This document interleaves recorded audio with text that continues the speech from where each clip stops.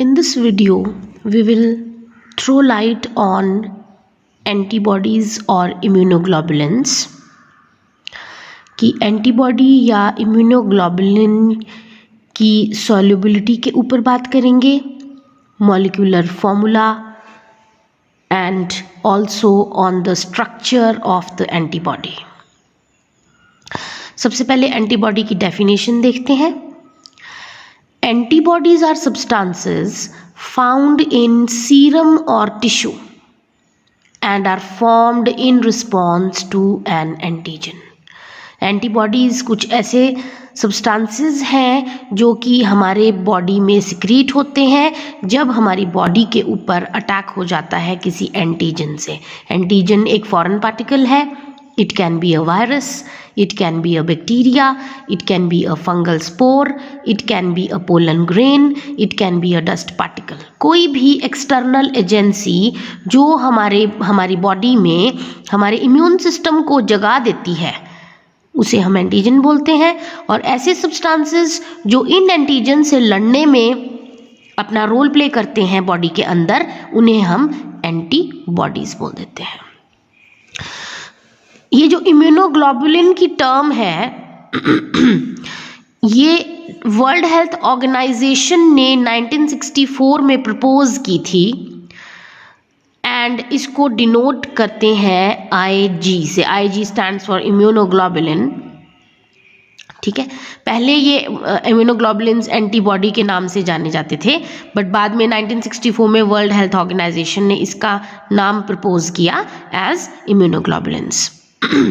Immunoglobulins जो होते हैं they are proteinaceous in nature, polypeptide के बने होते हैं, तो प्रोटीनेशियस हैं ये अपनी नेचर में। ठीक है, और देखते हैं कि सॉल्युबिलिटी के बेसिस के ऊपर इम्यूनोग्लोबुलिन्स क्या होते हैं। तो अब क्योंकि इम्यूनोग्लोबुलिन दो वर्ड्स से बना हुआ है, इम्यूनो और globulin. Immuno word denotes the immune system and globulin word यहाँ पे जुड़ा हुआ है विच डिनोट्स अ प्रोटीन। ठीक है, तो ग्लोबुलिन्स की सॉल्युबिलिटी देखते हैं पहले, उसी से हम असर्टन कर लेंगे इम्यूनोग्लोबुलिन की सॉल्युबिलिटी। तो जो ग्लोबुलिन है, globulins are of two types on the basis of their solubility, water soluble globulins and water insoluble globulins. जो वाटर सॉल्युबल ग्लोबुलिन्स होते हैं उन्हें हम सूडोग्लोबुलिन्स बोलते हैं, और जो वाटर इनसॉल्युबल ग्लोबुलिन्स बोलते हैं उन्हें हम यूओग्लोबुलिन्स बोलते हैं। तो ये जो हमारे इम्यूनोग्लोबुलिन्स हैं they fall in this category of euglobulins, means they are water insoluble. ठीक है, immunoglobulins are water insoluble and are so called euglobulins also. अब मॉलिक्यूलर फॉर्मूला के बेसिस पे देखते हैं कि इम्यूनोग्लोबुलिन्स क्या हैं। On the basis of molecular formula, globulins are of three types, alpha, beta and gamma. ठीक है, तो जो इम्यूनोग्लोबुलिन्स हैं they fall in the third category, that is they are of gamma nature. अब यहाँ पर एक और इम्पॉर्टेंट बात नोट करने वाली है कि ऑल एंटीबॉडीज आर इम्यूनोग्लोबुलिन्स। जितनी भी एंटीबॉडीज हैं हमारी बॉडी में वो सभी इम्यूनोग्लोबुलिन्स हैं, but all immunoglobulins are not antibodies. जितनी भी बॉडी के अंदर इम्यूनोग्लोबुलिन्स हैं वो सभी एंटीबॉडीज नहीं हैं। ठीक है, बट जितनी भी एंटीबॉडीज हैं वो सभी इम्यूनोग्लोबुलिन्स जरूर हैं। इसके बाद we move to the structure of an antibody, very important for examination point of view, structure of an antibody or immunoglobulin. ठीक है, स्ट्रक्चर ऑफ एन एंटीबॉडी और इम्यूनोग्लोबुलिन को अंडरस्टैंड करने के लिए we have drawn a diagram here that is of an antigen और immunoglobulin. ठीक है, तो हर एक इम्यूनोग्लोबुलिन या एंटीजन इस टाइप का स्ट्रक्चर शो करता है, जिसमें ये जो लॉन्गर चेन्स, ये वाली chain number 1 and chain number 2, these are the heavy chains. ठीक है, ये हैवी चेन है, और ये जो दो कंपैरेटिवली छोटी हैं they are the light chains. So हर एक इम्यूनोग्लोबुलिन दो चेन्स की बनी हुई है, 2 heavy chains and 2 light chains. Heavy chain हम देख सकते हैं लॉन्ग है, और जो लाइट चेन है हम देख सकते हैं वो शॉर्ट है अपनी लेंथ में। अब हैवी चेन्स जो हैं ये हैवी चेन्स हैं, ये एक दूसरे से बाउंड हैं with the help of disulphide bonds, ठीक है, एक दूसरे से डाइसल्फाइड बॉन्ड्स से ये जुड़ी हुई हैं। और same is the case with light chains also, light chains में भी कौन से बॉन्ड्स हैं, डाइसल्फाइड बॉन्ड्स प्रेजेंट हैं, ठीक है। फिर अब हम एंटीबॉडी के हैवी चेन्स की बात करते हैं। हमने स्ट्रक्चर में हैवी चेन तो देख ली, ठीक है। On the basis of heavy chains antibodies 5 types की हैं। हैवी चेन्स के बेसिस के ऊपर एंटीबॉडीज 5 टाइप्स की हैं, और इस चीज़ को लर्न करने के लिए हमारे पास एक कोड हमें याद रखना पड़ेगा, GAMDE, गैमडी, ठीक है। G से गामा, A से अल्फा, M से म्यू, D से डेल्टा और E से एप्सिलॉन, ठीक है। Gamma, alpha, mu, delta, epsilon, और ये इसके सिंबल्स हैं यहाँ पर हमने जो लिखे हुए हैं, gamma, alpha, mu, delta and epsilon. तो G for IgG, IG stands for immunoglobulin, और ये आगे GAMDE दोबारा हमने वैसे लिखा है, IgA, IgM, IgD and IgE। तो यही 5 बेसिक टाइप्स ऑफ एंटीबॉडीज भी होती हैं, ठीक है। और हमें यहाँ पर एक बात नोट करनी पड़ेगी, that at one time in one immunoglobulin only one type of heavy chain will be present.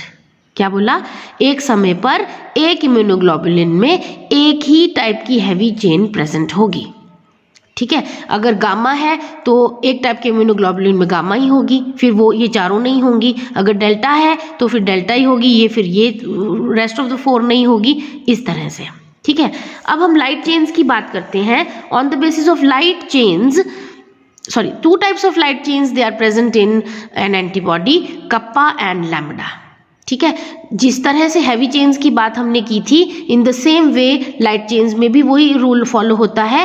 Eight one time only one type of light chain will be found in an antibody, ठीक है। Light chain of kappa type और light chain of lambda type, फिर से एक ही type की light chain भी present होगी। अब आते हैं हम इसके टर्मिनल पोल्स के ऊपर। किसी भी एंटीबॉडी में 2 टाइप के टर्मिनल पोल्स होंगे, amino terminal pole and carboxy terminal pole. Amino terminal pole will be variable upper pole, और जो कार्बोक्सी टर्मिनल पोल है that will be constant, C for constant and C for carboxy, ठीक है। इस तरह से भी हम इसे याद रख सकते हैं, ठीक है। तो जो टर्मिनल पोल है उसके पास FAB होता है, means fragment antigen binding site present होगी।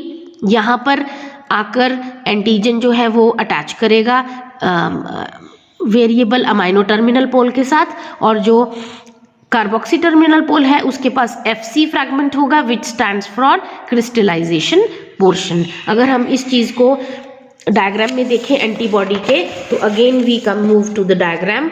सो अगर हम हैवी चेन की बात करें, ये VH लिखा है यहाँ पर, this is the variable region of heavy chain, V for variable, H for heavy chain, this is the variable region of light chain, VL, ठीक है। और ये जो 3 चीजें हैं CH1, CH2 and CH3, these are the constant regions, constant region number 1 of heavy chain, constant region of heavy chain, this is second portion, constant region of heavy chain, this is third। तो इस तरह से इस chain में and in the same वे दूसरी chain में भी 3 constant regions होंगे, ठीक है। और इनको हम डोमेन्स भी बोलते हैं, these, ठीक है। और ये जो लाइट चेन है this will be the constant reason of light chain, CL लिखा तभी, यहाँ भी CL है।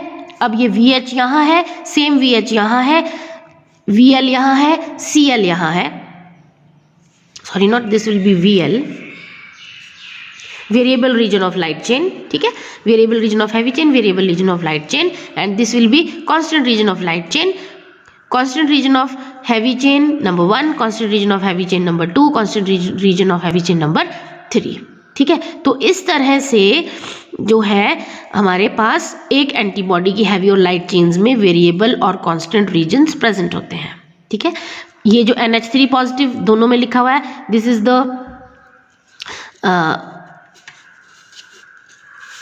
Amino region, amino terminal pole, variable pole, and this is the carboxy terminal pole, this is constant and this is variable, ठीक है। यहाँ पर present होगी FAB, that is fragment binding region, fragment antigen binding region site होगी यहाँ पर, ठीक है। और FC, this will be present with the constant region और carboxy region of heavy chain, ठीक है। कार्बोक्सी रीजन ही कांस्टेंट रीजन है और उसके ऊपर एक पोर्शन प्रेजेंट होता है which is known as FC, fragment crystallization portion, ठीक है। This is the carboxy terminal pole, both these and these are the amino terminal poles, ठीक है।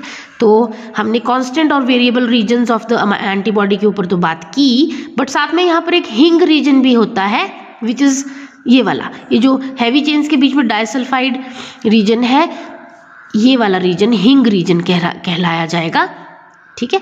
तो this is all about the structure of an antibody, very important for examinations.